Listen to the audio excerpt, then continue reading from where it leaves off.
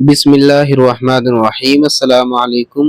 آج کی اس ویڈیو میں ہم پڑھیں گے تختی نمبر 23 اقلاب۔ اقلاب بولتے ہیں بدلنا۔ تنوین یا نون ساکن کا قاعدہ نمبر 3، تنوین یا نون ساکن کے بعد با آئے تو میم ساکن سے بدل کر غنہ اور اخفا کے ساتھ پڑھیے،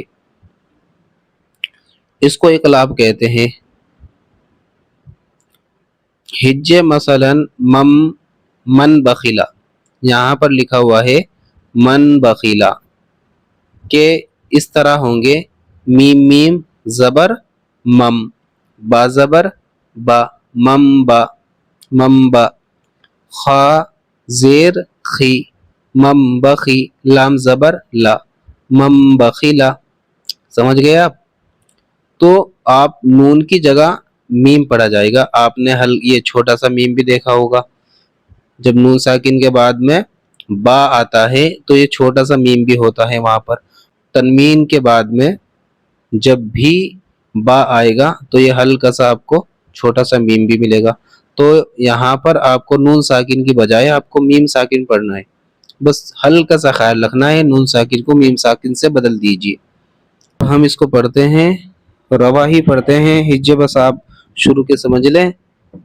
میم نون زبر من نہیں پڑھا جائے گا، یہ پڑھا جائے گا میم میم زبر مم، ٹھیک ہے؟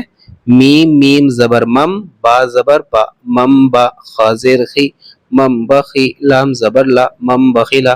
نون کی جگہ آپ میم پڑھیں گے، نون نہیں پڑھا جائے گا، میم پڑھا جائے گا، بس اتنا خیال رکھا آپ کو، ٹھیک ہے؟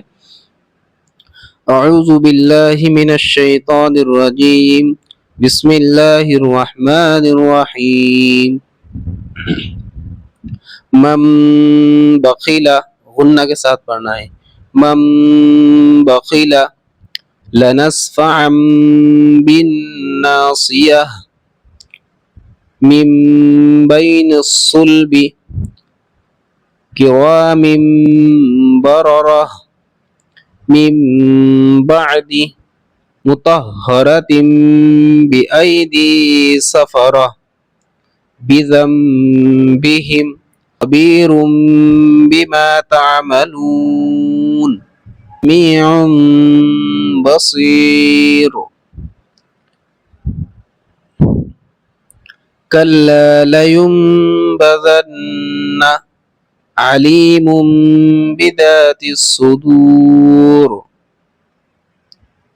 رجع بعید، رسول بما لا تہوی۔ نون ساکن کو میم ساکن سے بدل کر پڑھیے، اس کو اقلاب کہتے ہیں، ٹھیک ہے؟ ماشاءاللہ ہم نے تختی نمبر 23 مکمل کر لیا ہے۔